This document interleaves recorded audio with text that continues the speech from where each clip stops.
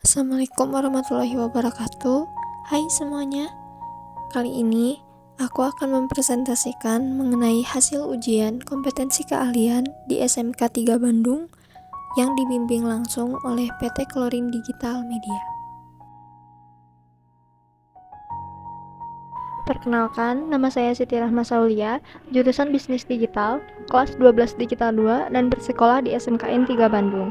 Berikut juga saya cantumkan akun sosial media saya beserta nomor HP saya dan juga media sosial portofolio saya yaitu ma_delike_id. Dan quote yang saya gunakan itu adalah jadi sukses itu nggak instan, perlu waktu, jadi teruslah bersabar dan berusaha. Oke, selanjutnya ada materi identitas usaha. Ini ada logo yang saya gunakan. Nama brandnya itu adalah Madilike. Madilike adalah nama brand produk cemilan yang fokus menjual pangsit dengan varian rasa manis. Kata mak sendiri berasal dari penggalan nama saya, yaitu Rachma. Sedangkan kata delight berarti dari bahasa Inggris yang berarti sukacita. Lalu dari pemilihan warna sendiri, kenapa saya pilih warna coklat? Karena warna coklat mempunyai kesan rasa hangat, nyaman, dan aman karena coklat identik dengan unsur tanah yang melambangkan arti kuat dan mampu diandalkan dan menjadi fondasi hidup. Nah, dari namanya sendiri dan arti filosofi warnanya itu saling bersinambungan karena aku ingin memberikan kebahagiaan lewat produk yang aku jual. Selanjutnya ada materi mengenai marketing mix 4P. Marketing mix 4P itu ada 4, ada produk, ada price, ada place, sama promotion. Yang pertama aku bakal ngejelasin yang produk. Produk yang saya jual ini namanya adalah pangsit Choco Crispy. Bahan produknya juga cukup mudah ditemukan, yaitu dari kulit pangsit, coklat batang, dan juga mentega. Jenis produk ini adalah cemilan. Selanjutnya ada price. Berikut adalah perhitungan HPP dari produk yang saya jual. Yang pertama ada 2 bungkus kulit pangsit dengan harga 16.000, 3 bungkus coklat batang dengan harga 43.500, 3 mentega saset dengan harga 7.500, dan terakhir ada minyak setengah kilo dengan harga 9.000 dan totalnya menjadi 76.000. Lalu ditambah dengan plastik kemasan 50 piece dan cetak print logo. Harga modal awal yang tadinya 76.000 menjadi 95.000. Dalam sekali produksi bisa menghasilkan 21 piece pangsit dengan harga pokok 4.500, lalu diambil keuntungan sebesar 25% sehingga harga jual per produknya adalah 5.625 perak yang dibulatkan menjadi sebesar Rp6.000. Selanjutnya ada place, yaitu tempat saya menjual produk pangsit ini bertempatkan di Jalan Cijagra 1, Gang 3, 093 206B, RT 7, RW 2, Kecamatan Lengkong, Kota Bandung, Jawa Barat. Lalu saya juga berjualan di sekolah di SMKN 3 Bandung dengan alamat Jalan Solontongan, nomor 10, Turangga, Kecamatan Lengkong, Kota Bandung, Jawa Barat. Selanjutnya ada promotion. Promosi yang saya lakukan ini melalui Instagram serta WhatsApp, serta melakukan banyak konten promosi. Selain konten promosi produk, saya juga banyak membuat konten edukatif, misalnya mengenai manfaat mengkonsumsi coklat, ataupun terkadang saya membuat konten yang bisa berinteraksi dengan customer.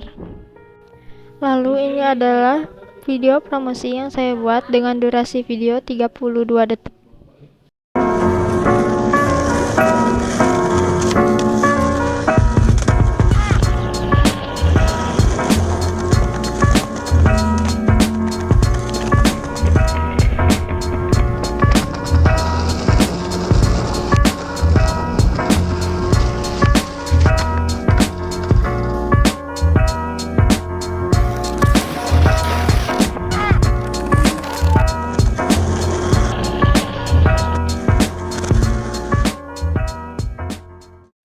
Berikut ini adalah postingan konten yang saya buat di Instagram, yaitu membuat konten promosi, konten edukatif, serta konten yang dibuat untuk bisa berinteraksi dengan customer.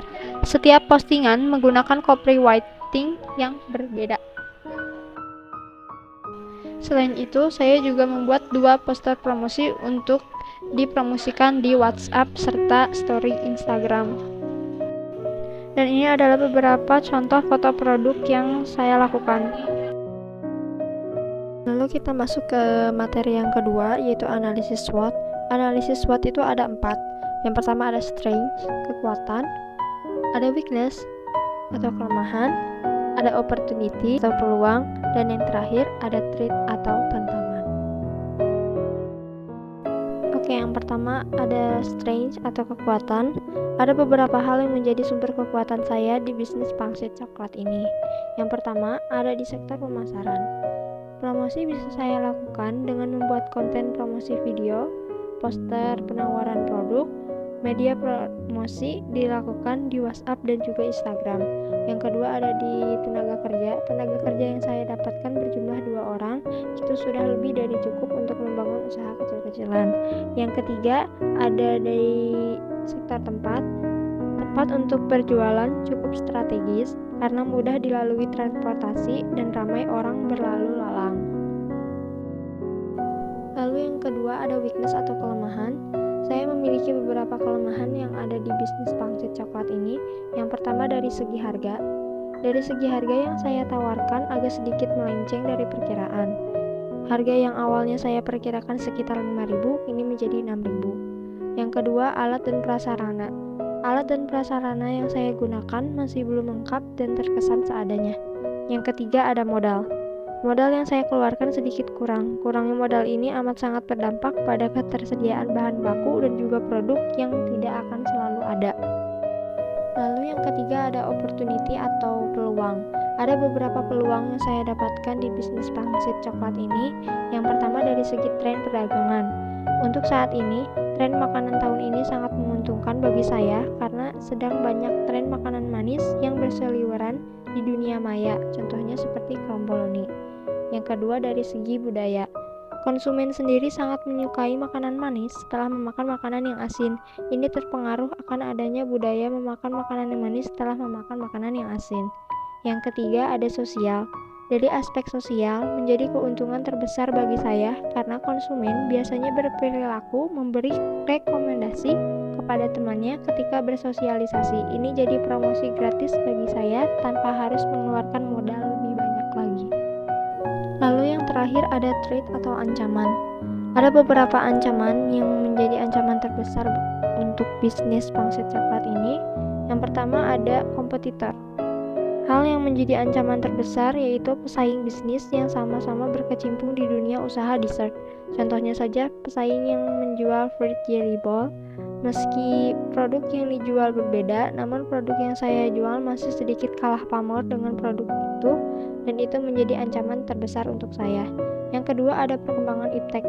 Perkembangan iptek sangat pesat, namun ini menjadi kendala saya dalam melakukan bisnis online karena masih belum sepenuhnya menguasai teknologi sosial media secara keseluruhan. Dan yang ketiga ada perilaku konsumen. Memahami perilaku konsumen terkadang masih sedikit sulit karena masing-masing konsumen memiliki kegemarannya masing-masing dan karakternya yang berbeda juga. Jadi, ketika ingin mengembangkan produk harus secara teliti lagi. Oke, sekarang kita masuk ke bukti penawaran produk yang saya lakukan dan juga testimoni dari pelanggan. Lalu berikut ini adalah beberapa bukti penawaran produk yang saya lakukan melalui personal chat baik lewat WhatsApp maupun DM Instagram sejumlah 10 orang. Lalu ini juga saya cantumkan bukti penerimaan produk yang berjumlah 10 orang juga. Dan yang terakhir ada beberapa testimoni dari sejumlah konsumen yang telah mencoba dan membeli produk saya. Lalu berikut ini ada laporan penjualan yang telah saya lakukan. Dalam penjualan yang saya lakukan dalam 3 hari dari tanggal 19 hingga tanggal 21 Februari telah menjual produk sejumlah 21 produk dengan perolehan HPP sebesar Rp94.500 dan total hasil penjualan atau omset yang saya sebesar Rp126.000. Lalu saya lampirkan juga laporan laba rugi serta laporan perubahan modal yang sudah saya perhitungkan dari hasil laporan penjualan tadi. Laporan laba rugi periode 21 Februari 2024 dengan penjualan sebesar Rp126.000 dikurangi dengan HPP sebesar Rp94.500, lalu didapatkan laba sebesar Rp31.500. Lalu di laporan perubahan modal didapatkan jumlah modal awal sekitar Rp95.000, lalu ditambahkan dengan laba sehingga hasil modal akhirnya sebesar Rp126.500. Lalu ada evaluasi produk pangsit. Dari segi produk, mungkin yang menjadi kendala adalah desain kemasan yang kurang menarik serta dari segi harga yang masih sedikit lebih mahal dari perkiraan karena bahan baku coklatnya yang agak mahal. Lalu yang kedua ada dari segi marketingnya sendiri, yaitu yang menjadi kendala adalah kurangnya dalam mengoptimalkan sosial media. Ada beberapa upaya yang bisa saya lakukan mengenai kendala yang saya alami ini. Yang pertama, saya bisa mendesain ulang desain stiker produk agar lebih menarik dan mencari kemasan yang kualitasnya lebih bagus lagi.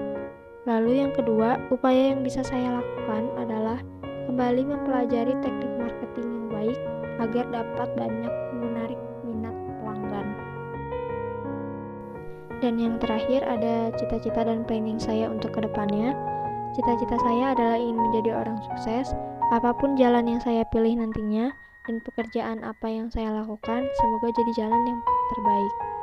Yang kedua ada planning saya untuk kedepannya.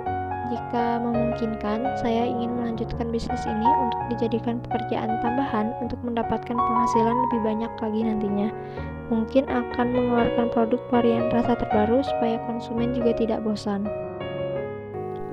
Lalu yang terakhir, saya ingin menyampaikan rasa terima kasih yang sebesar-besarnya kepada PT Klorin Digital Media yang sudah memberikan kesempatan untuk saya menjadi peserta UKK yang diuji langsung oleh PT Klorin Digital Media.